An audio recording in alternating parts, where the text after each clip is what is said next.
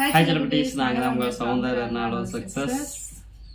இன்னைக்கு என்ன வீடியோன்னு பார்த்தீங்கன்னா, நீங்கள் வந்து எப்படி கன்சீவ் ஆனீங்க சிஸ்டர், ஏதாவது டிப்ஸ் சொல்லுங்கள் அப்படின்னு சொல்லி நிறைய பேர் கேட்டிருந்தீங்க. ஏன்னா எனக்கு பிசிஓடி இருந்துச்சுன்னு தெரியும்.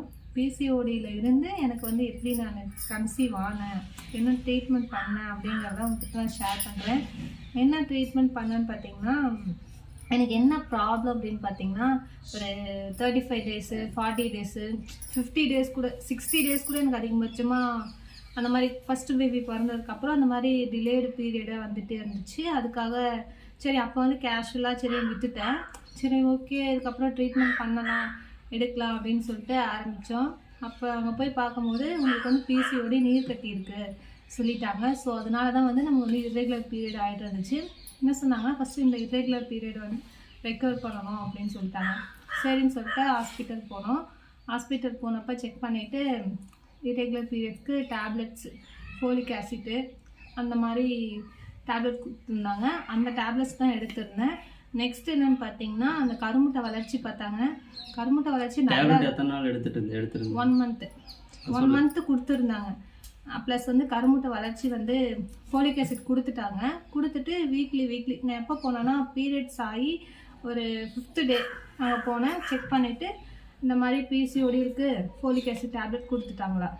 ஃபோலிக் ஆசிட் டேப்லெட் போட்டுகிட்டே இருந்தேன். வீக்லி ஒன்ஸ் வந்து ஹாஸ்பிட்டல் வந்து வர சொல்லிட்டாங்க.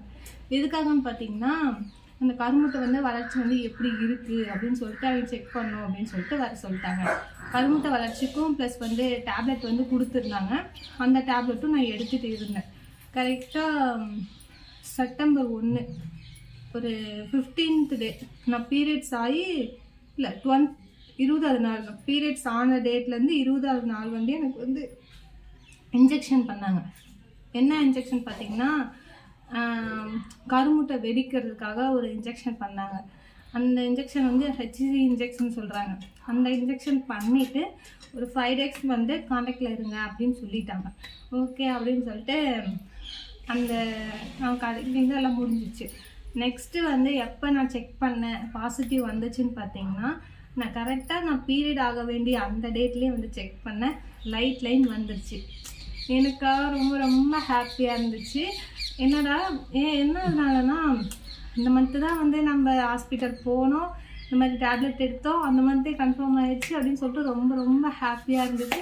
அதுவும் ஒரு பயம், ஏன்னா லைட் லைனாக தானே வந்திருக்கு, சப்போஸ் இல்லாமல் போயிட்டா என்ன பண்ணுறது அப்படின்னு சொல்லிட்டு ஒரு பயத்துலேயே இருந்தேன். நெக்ஸ்ட்டு சரி ஓகே ஒரு 5 days விட்டுறலாம் அப்படின்னு சொல்லிட்டு விட்டுட்டேன்.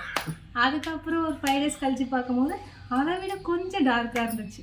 ஓகே ரொம்ப ஹாப்பியாக இருக்குது அப்படின்னு சொல்லிட்டு இருந்தேன்னா, நெக்ஸ்ட்டு வந்து அவங்க வந்து எப்போ ஹாஸ்பிட்டல் வர சொன்னாங்கன்னா, 40வது நாள் பீரியட்ஸ் ஆனதுலேருந்து 30வது நாள் நான் செக் பண்ணேன். ஹாஸ்பிட்டல் வந்து 40வது நாள் வந்து வர சொல்லியிருந்தாங்க. செக் பண்ணிக்கலாம், இருந்தாலும் சரி இல்லைனாலும் சரி டெஸ்ட் பண்ணிட்டு வாங்க அப்படின்னு சொல்லிட்டாங்க. நெக்ஸ்ட்டு சரி ஹாஸ்பிட்டல் போகலாம், 40வது நாள் போகலாம் அப்படின்னு சொல்லிட்டு இருந்தேன். அன்னைக்கு காலையில் வந்து செக் பண்ணால் கரெக்டாக டாப் லைன் ஃபுல்லாக ஸ்ட்ராங்காக, இந்த லைன் வரதுக்கு முன்னாடி இந்த லைன் வந்து ஸ்ட்ராங்காக வந்துடுச்சு. ஸோ அதனால் ரொம்ப ஹாப்பியாக போச்சு. 30th டேயில் பார்க்கும்போது லைட் லைனு, அப்புறம் 35ல் கொஞ்சம் அதிகமாக இருந்துச்சு, 40th டேயில் பயங்கர டார்க்காக ஃபஸ்ட்டு வந்து கன்ஃபார்ம் அப்படிங்கிற லைன் தான் வந்துச்சு. ரொம்ப ஹாப்பியாக போச்சு. அந்த டைமில் மாமாவோட சொல்லிவிட்டு ரொம்ப ரொம்ப ஹாப்பியாக இருந்துச்சு. கண்டிப்பாக வந்து கவலைப்படாதீங்க. நான் இந்த மாதிரி வந்து ட்ரீட்மெண்ட் தான் எடுத்தேன். அதிகமாக எந்த செலவுமே கிடையல. எனக்கு அந்த மாதிரிலாம் எதுவுமே ஆகலை.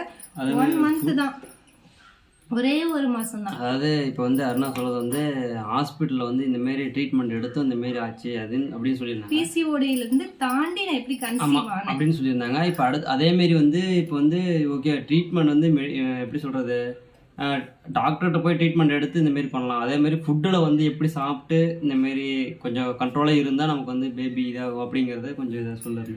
அது வந்து நெக்ஸ்ட் வீடியோவில் சொல்கிறேன். நீங்கள் உங்களுக்கு வேணும் அப்படின்னு சொன்னீங்கன்னா கமெண்ட் பண்ணுங்கள். நெக்ஸ்ட்டு வந்து நாங்கள் இப்போ கன்சீவ் ஆகிட்டல, இதுக்கப்புறம் எனக்கு என்னென்ன சிம்டம் இருந்துச்சு, நான் கார்டு செக் பண்ணுறதுக்கு முன்னாடியே எனக்கு என்னென்ன சிம்டம்ஸ் இருந்துச்சு அப்படின்னு சொல்லி நீங்கள் தெரிஞ்சுக்கணுன்னா கமெண்ட் பாக்ஸில் கமெண்ட் பண்ணுங்கள். கண்டிப்பாக எனக்கு என்னென்ன சிம்டம்ஸ் இருந்துச்சு அப்படின்னு சொல்லிட்டு உங்ககிட்ட நான் ஷேர் பண்ணுறேன். அப்படியே உங்களுக்கு சொல்லிட்டே இருக்கோம். கண்டிப்பாக யாருமே பயந்துக்காதீங்க, குழந்தை இல்லையா அப்படின்னு சொல்லிட்டு எதுக்குமே ஃபீல் பண்ணாதீங்க. கடவுள் நமக்கு நேரம் வரும், அந்த டைமில் கொடுத்துருவாங்க. எனக்கு அந்த நேரம் வந்துச்சு, அதே மாதிரி உங்களுக்கும் அந்த நேரம் கூடி கண்டிப்பாக வரும். யாரும் ஃபீல் பண்ணாதீங்க தயவு செஞ்சு. நமக்கு வந்து கண்டிப்பாக அந்த நேரம் கண்டிப்பாக கிடைக்கும். இல்லைங்கிறது இந்த இதில் கிடையாது. ஷேர் பண்ணுவீங்க, நாங்கள் ரொம்ப ஆசையாக இருக்கோம். ஓகே ஃப்ரெண்ட்ஸ், இந்த வீடியோ உங்களுக்கு பிடிச்சிருந்தா லைக் பண்ணுங்க, ஷேர் பண்ணுங்க, கமெண்ட் பண்ணுங்க, அண்ட் மறக்காம சப்ஸ்கிரைப் பண்ணுங்க. Tata bye.